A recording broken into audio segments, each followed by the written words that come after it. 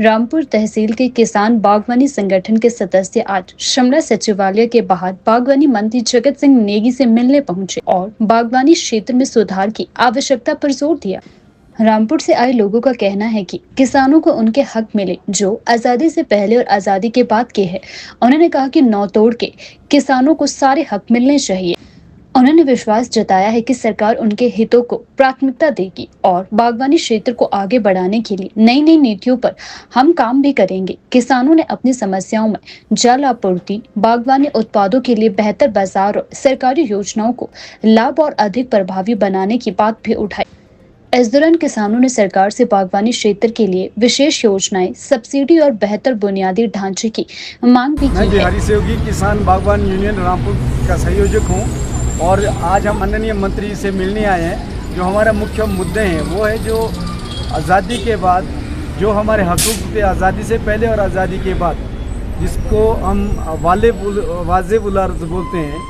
जिस तरह से नौ तोड़ का अधिकार था, घासनी पर जो जंगल पर घासनी है, चारागाह है, जड़ी बूटियाँ इकट्ठे करने का, और जो हमारा जीविका जंगल पर चलती थी, उन अधिकारों को बहाल करने के लिए और हमारा मालिकाना हक देने के लिए हम माननीय मंत्री जी से मिले हैं। जिसमें मुख्य रूप से जो नौ तोड़ हमको मिला है उसको बहाल करें। 1980 से पहले मालिक बनाए, जो नहीं बने उनके पट्टा देने की बात की है। और जो मुजारा कानून के तहत जो मुजारे थे, क्या ये बहुत सारे भी मुजारे मालिक नहीं बने, उसकी बात है। दूसरा है जिन्होंने जो बुशहर स्टेट से ज़मीनें ली है वो भी मालिक नहीं बने, उनके पास पट्टे हैं जो 1970 से पहले की बात है।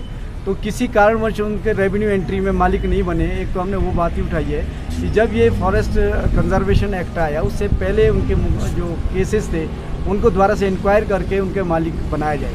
दूसरा जो इम्पोर्टेंट बात है, जो जितने भी जजमेंट्स आई है उन जजमेंट में किसानों के हकों को दरकिनार किया गया है। और हमने ये भी अपील की है कि जो 2006 में schedule tribe and other traditional forest developers, अनुसूचित जनजाति एवं अन्य परंपरागत वन निवासियों के जो वन अधिकार है उनको बहाल करने के लिए जो सेक्शन 3 सब सेक्शन 1 में दिया है, 13 प्रकार के हमारे अधिकार है कि जो जंगल के नज़दीक रह के हमने सदियों से 3 पीढ़ियों से अपने परिवार को हम आजीविका चला रहे हैं, वहाँ पर अब भेड़, जैसे हम भेड़ बकरी पालते थे तो सारा हम जंगल पर निर्भर थे।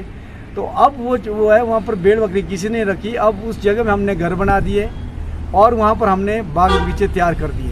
तो हमारा माननीय मंत्री से ये भी अनुरोध किया है कि उन हकूक़ को जो कानूनन हमको दिया है बहाल करने के लिए प्रशासनिक प्रक्रिया शुरू करें। कंसर्न डेप्यूटी कमिश्नर, जितने भी जिला में डेप्यूटी कमिश्नर्स हैं और एसडीएम महोदय है, बीडीओ है, उनको निर्देश दें कि तुरंत ये प्रक्रिया शुरू करें ताकि जो लोगों को रिलीफ मिले। जो भूमि का इशू है, सदियों से इशू चला है, उसमें लोग मालिक बने। ये हमने उनसे बात किया और माननीय मंत्री जी ने बोला है कि तुरंत जो है राज्य सरकार जो है वो इनकी वर्कशॉप कर रही है, स्कूलिंग कर रही है एडमिनिस्ट्रेशन की, किस तरह से मालिक बनाए। और उन्होंने ये भी कहा है कि ये कानून, इसमें निर्देश की ज़रूरत नहीं है, नीचे फॉरेस्ट जो राइट कमेटी है उनका कंस्टिट्यूट करो और सारे जो भी प्रभावित लोग हैं अपने दावे उस कमेटी के सामने रखें और ग्राम सभा में रेजोल्यूशन पास करके एसडीएम महोदय को सरकार को भेजें। सरकार इसमें तुरंत कुछ कार्यवाही करेगी मालिक बनाने के लिए, उन्होंने ये कहा है। तो माननीय मंत्री जी पहले भी बोल रहे हैं और माननीय मुख्यमंत्री जी ने भी ये कहा है विधानसभा के भीतर कि जो ज़मीन के इशू है